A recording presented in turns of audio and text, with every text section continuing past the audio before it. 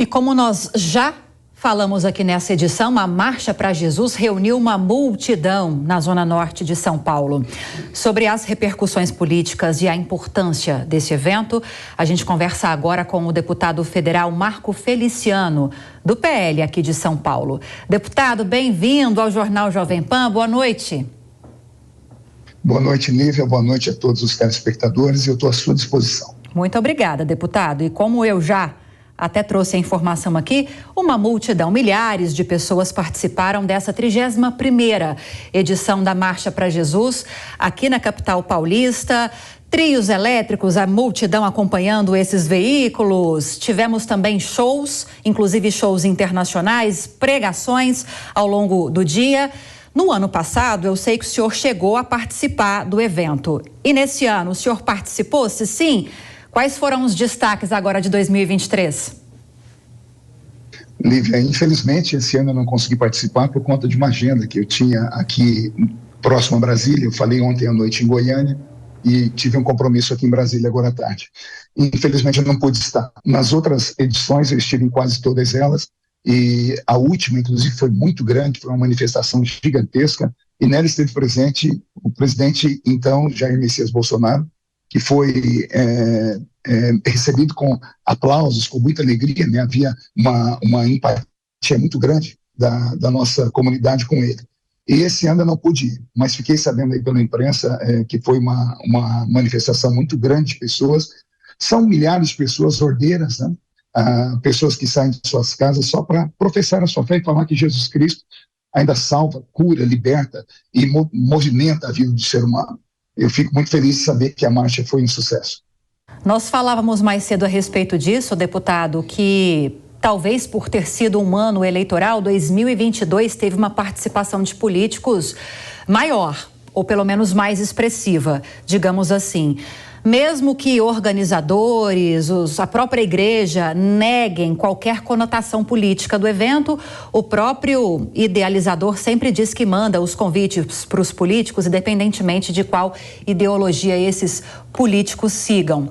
Agora, Tarcísio de Freitas foi o destaque desse ano, na opinião do senhor, porque Lula não participou. Tivemos um representante que, assim que citou o nome do presidente, o advogado-geral da União, Jorge Messias, foi vaiado. O ex-presidente Jair Bolsonaro também não participou, mas Tarcísio participou. Qual a análise que o senhor faz dessa participação política neste ano? Bom, Tarcísio, ele é um reflexo do presidente Jair Messias Bolsonaro e do conservadorismo, né, que ainda queima no peito daqueles que apoiaram o presidente Bolsonaro, que são quase 52 milhões de brasileiros. E o colégio eleitoral maior do nosso país é o estado de São Paulo. A Marcha para Jesus, o ano passado, por ter sido exatamente no ano eleitoral, né, acabou agrupando muitos políticos, né, e por isso teve essa manifestação quase que maciça dos políticos e por isso foram para lá. A ausência do presidente Lula na marcha, no meu pensamento, foi uma forma de inteligência, de prudência dele, porque há uma cisão no nosso movimento evangélico a respeito do governo. Os governos de esquerda, Lívia, sempre com um pensamento progressista, sempre acabam tocando naquilo que para nós é muito caro, que são as pautas de costumes, né, que são as pautas conservadoras na questão de costumes, como a questão do aborto, legalização de drogas e tudo isso. O presidente Lula fez 1 milhão de promessas durante a sua campanha, inclusive fez até uma carta de última hora falando que não votaria as questões do aborto, que o aborto era uma coisa cruel. A pauta LGBTQI+, ele acabou fazendo discursos até contundentes contra o movimento LGBTQIA+, e só que quando ele assume o governo, quando ele senta na cadeira, ele não cumpre aquilo que ele prometeu. Né, através dos seus ministros, por exemplo, a ministra que cuida da área da saúde do Brasil, baixou várias portarias, inclusive incentivando o aborto. Então, por conta dessas coisas que aconteceram, e eu, como deputado evangélico, e a bancada evangélica, nós temos 140 deputados aqui, acabamos denunciando.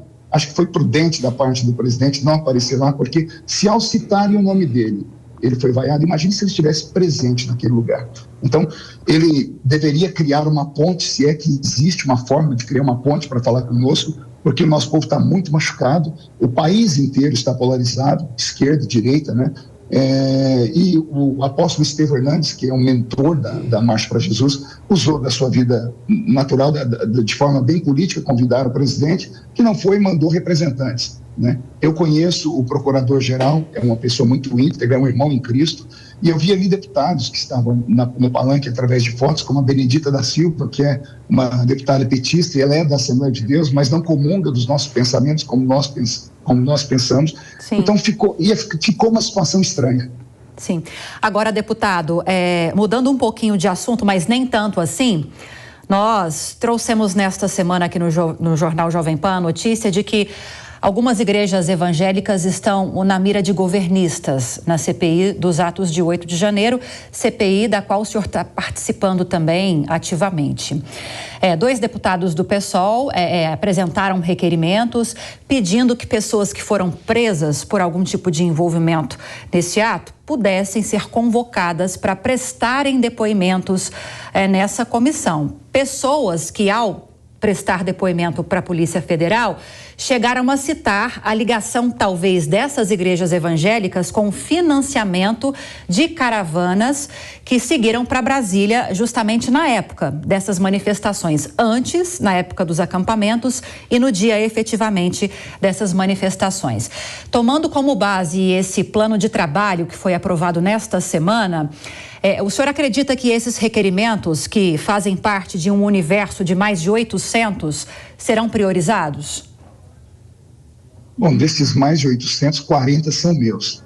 Nessa questão de envolver a igreja evangélica nas manifestações de 8 de janeiro, isso não passa de bravata, né? Inclusive, um dos deputados que apresentou isso, ele é um evangélico progressista que tem lutado aí com todas as forças deles para ganhar holofote, para criar uma polarização. Ele quer ocupar um espaço que ele acha que não existe, mas nós não estamos dando voz a ele, nem muita atenção, né? A CPI do dia 8 de janeiro, ela foi sequestrada pelo governo, né? Inclusive, não sei se você sabia, Lívia, 60% dos membros da CPI não assinaram a CPI quando nós estávamos buscando a instalação dela.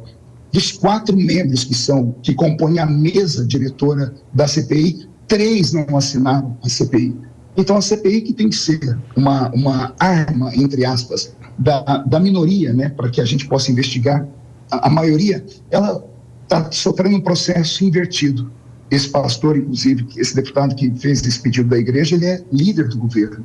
Então, por conta dessas coisas, é que Lula não foi na Marcha para Jesus, porque eles estão hostilizando a igreja num revanchismo barato, porque souberam que na eleição de Messias Bolsonaro, a maior base social do presidente, e a única que não abandonou e foi fiel até o fim, fomos nós evangélicos. Então estão fazendo isso aí por mera bravata, por revanchismo, e a CPI vai mostrar de fato quem são criminosos e quem são os inocentes. E estamos lá. Se eles convocarem, acho que vai ser um passeio para nós. Muitas pessoas ajudaram na viagem para os ônibus. Isso não significa que essas pessoas sabiam o que aconteceu, o tumulto que teve lá, né? Então, isso vai ser muito fácil, vai ser explicado. Deputado, para a gente fechar, 2 abordagens muito possivelmente serão muito exploradas nas próximas reuniões da CPMI, que foram aqueles arquivos encontrados, comprometedores, encontrados no celular de Mauro Cid, conversas, áudios e inclusive uma minuta de decretação de garantia da lei e da ordem, perícia feita pela Polícia Federal, e também aqueles relatórios inconsistentes do Gabinete de Segurança Institucional, especialmente aqueles que haviam sido encaminhados pelo ex-GSI Gonçalves Dias e que, segundo algumas apurações, ele está sendo acusado de adulterar dados desses documentos para omitir que teria recebido informações sobre os riscos dessas manifestações chegarem no que chegaram no dia 8 de janeiro. Qual que é o peso dessas 2 abordagens, desses documentos, para o caminhar dessas investigações? Bom, são 2 pesos opostos, né? Sim. Um ajuda o governo e o outro ajuda a oposição. Nós vamos ter que pesar tudo isso direitinho. Eu não tive acesso ainda a essas informações, porque são informações que vieram de um outro tipo de investigação. A CPI ela tem autonomia para fazer uma investigação particular dela, não uma investigação que seja direcionada, né? Nós acreditamos nisso, nós queremos que a verdade venha à tona, de todos os lados. Nós não queremos condenar ninguém que não seja criminoso e nós não queremos inocentar ninguém que seja criminoso. né? Nós queremos encontrar um ponto de equilíbrio, que a gente não está vendo nesse momento.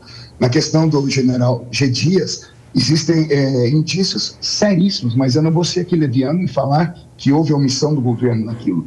E também não posso ser leviano e acusar o coronel Cid. Por isso que a CPI ela vai ter um trabalho hercúleo, vai ser um trabalho muito pesado, embora eu, que sou membro da CPI, estou preocupado, porque imagine você que, como eu disse, dos 4 membros diretores da CPI, 3 não assinaram.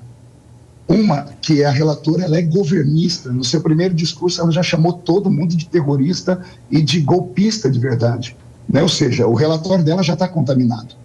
O que vai sobrar para nós que somos oposição? Os votos que nós perdemos essa semana, nós perdemos de 18 a 12. Isso já mostra que o governo sequestrou a CPMI.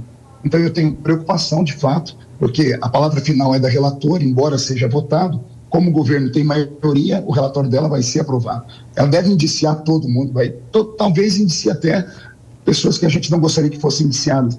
Então, a CPMI está contaminada, mas eu espero que, através das investigações, surjam fatos novos, fatos que possam elucidar de verdade tudo o que aconteceu. De uma coisa eu tenho certeza, e falo aqui para você, sem medo de errar, Lívia, não houve tentativa de golpe. Não existe golpe sem tanque de guerra. Não existe golpe numa nação sem ter o apoio de uma superpotência por trás. Não existe golpe feito com velhinhas, com crianças, com pessoas que só sabiam orar, rezar e cantar o hino nacional.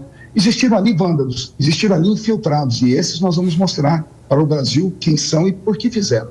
Mas ato de golpe, isso é mera bravata, com todo respeito à grande imprensa, que vive dizendo que atos golpistas, atos antidemocráticos, não vejo isso. Eu vejo uma narrativa para que se destrua um pensamento conservador de direita no Brasil, que assustou o status quo político brasileiro e o grande establishment.